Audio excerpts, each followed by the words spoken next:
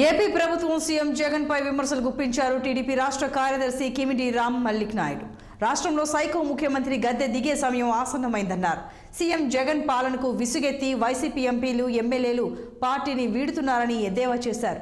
సంక్రాంతి పండుగ వేళ గతంలో జగన్ ఇచ్చిన హామీ పత్రాలను భోగిమంటలో వేసి నిరసన తెలిపారు రామ్ మల్లిక్ నాయుడు. వచ్చే సార్వత్రిక ఎన్నికల్లో జనసేన టీడీపీ కూటమి గెలుస్తుందని, తాము ప్రభుత్వాన్ని ఏర్పాటు చేస్తామంటున్న రామ్ మల్లిక్ నాయుడుతో మా ప్రతినిధి Abdullah face to face. Party కార్యదర్శి రామ్ మల్లిక్ నాయుడు గారు ఉన్నారు. సార్, ఏంటి సార్ మన పార్టీ తరఫు విధానం ఏంటి? అసలు ఈరోజు భోగిలో వైఎస్ఆర్సీపీ మీరు ఇచ్చిన ఇన్సూరెన్స్ గట్ట భోగి మాటలు వేశారు, హామీలు ఇచ్చిన గట్ట అవన్నీ అమలు చేయలేదని. అలాగే ప్రజెంట్ రోజు మనం కంపేర్ చేసుకుంటే వైసీపీ నేతలు, మంత్రుల నుంచి, ఎమ్మెల్యేల నుంచి ఎంపీల వరకు పార్టీని వీడుతున్నారు. ఈ దేనికి సంకేతంగా మీరు భావిస్తున్నారు?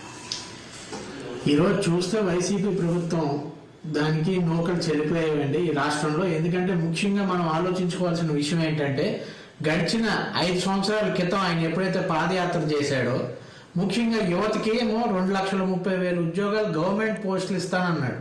ఏవి? గ్రూప్ 1, గ్రూప్ 2, గ్రూప్ 3 వీటి కింద గవర్నమెంట్ పోస్టులు ఇస్తానన్నాడు. మెగా డిఎస్సి పెడతానన్నాడు. ప్రతి సంవత్సరం జాబ్ క్యాలెండర్ ఇస్తానన్నాడు. ఇప్పుడు 5 సంవత్సరాలు గడుస్తున్నాయి. ఎక్కడ ఉన్నాయి ఆ 2,30,000 ఉద్యోగాలు? ఒక్క సంతకంతో సిపిఎస్ని రద్దు చేస్తానన్నాడు. చెప్పి ఆ విషయంలో కూడా టీచర్స్ని మోసం చేశాడు. మోసం చేయడమే కాకుండా గురువులుగా ఏ టీచర్లను అయితే చూస్తారో భావిస్తామో వాళ్ళని తీసుకెళ్లి మందు షాపుల ముందు నిల్చోబెట్టాడు. వాళ్ళ చేత బాత్రూములు కడిగిచ్చాడు. ఇది జగన్మోహన్ రెడ్డి యొక్క ఈ సైకో ప్రభుత్వం, సైకో పాలన ఎప్పుడు అంతమించాలని చెప్పి రాష్ట్రంలో ప్రజలందరూ కూడా ఎదురు చూస్తున్నారు. తప్పకుండా రాబోయే 2024 ఎలక్షన్లో జగన్మోహన్ రెడ్డిని, ఆయన ప్రభుత్వాన్ని బంగాళాఖాతంలో కలపడం ఖాయం. మరి భోగి ఈరోజు మొట్టమొదటిగా మరి రాష్ట్ర ప్రజలందరికీ కూడా భోగి, సంక్రాంతి శుభాకాంక్షలు తెలియజేసుకుంటున్నాను. అదే విధంగా మరి ఈరోజు మా పార్టీ ఓ పిలుపునిచ్చింది.